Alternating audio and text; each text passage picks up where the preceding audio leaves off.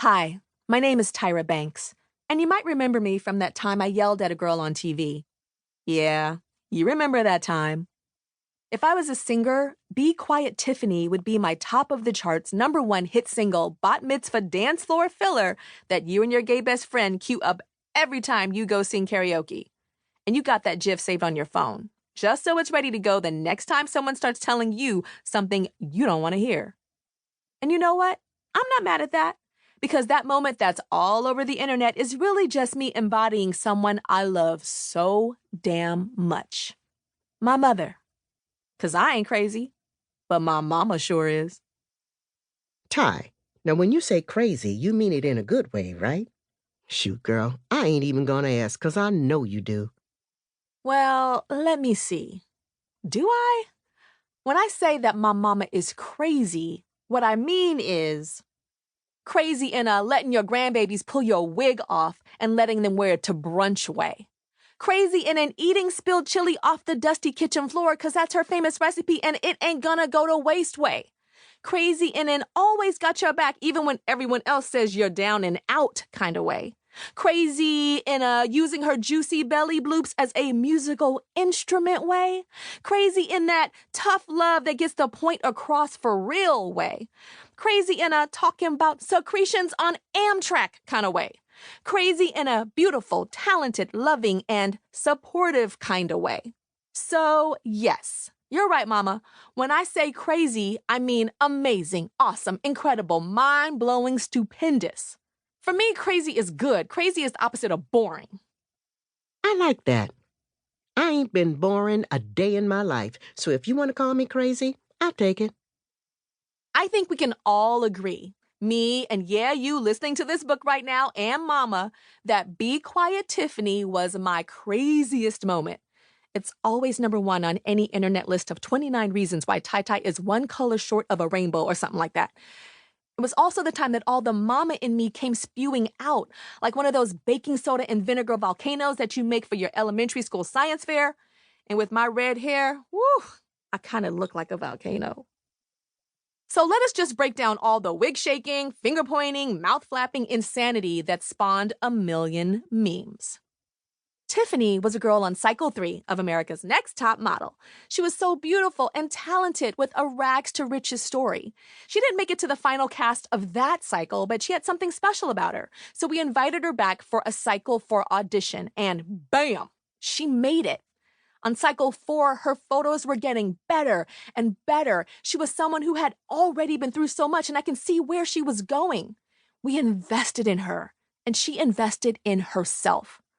I thought she was going to be the winner. Scratch that. I knew she was going to be the winner. Tyra had been raving about Tiffany every time I talked to her. She said that when she saw Tiffany model, she felt like she was looking at the winner of the show. She had never said that, ever. I was never someone who put tons of emphasis on physical beauty. For me, inner beauty is much more important, and I passed that on to Tyra.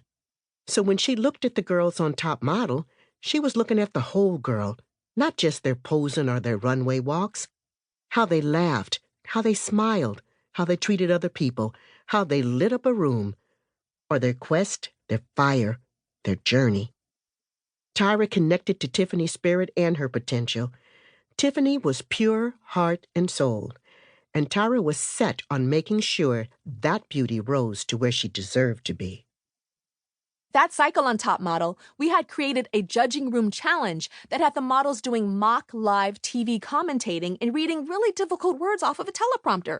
Things in French, difficult designer names, tough technical terms for patterns and stitches. The point wasn't to see who knew how to pronounce the words perfectly, but who could butcher the heck out of them without losing her cool. We knew that no one was going to get those cray-cray words right. Everyone tried their hardest, and everyone messed up. But when Tiffany messed up, we felt like she acted like she personally had been set up to fail. That all the other girls were perfect, and she, well, wasn't. Like it was her fate to lose, entirely out of her control. Something inside of me just couldn't take that. I was looking at this beautiful black butterfly who had finally exited her cocoon, and she was pretty much saying that she wasn't good enough to really spread her wings. There have been countless times in my career when I heard that I could not do something because I was black. And that only made me want to go out there and prove everyone wrong. Now to have a girl who had already overcome so much standing in front of me, talking about how she couldn't do things because circumstance and fate were in her way, well, you saw what happened. And you might want to turn down the volume because it's about to get loud. So, for people listening to this audiobook right now, I'm going to give it to you, and I'm going to say it just like I said it on TV. But I don't want to hurt your ears, so I'm going to turn down that volume for you. Be quiet, Tiffany. Be quiet. What is wrong with you? Stop it. I have never in my life yelled at a girl like this. When my mother yells like this, it's because she loves me. I was rooting for you. We were all rooting for you. How dare you? Learn something from this. When you go to bed at night, you lay there and you take responsibility for yourself. 'Cause nobody's gonna take responsibility for you. You roll in your eyes and you acting like this because you've heard it all before. You've heard it all before. You don't know where the hell I come from. You have no idea what I've been through. But I'm not a victim. I grow from it and I learn.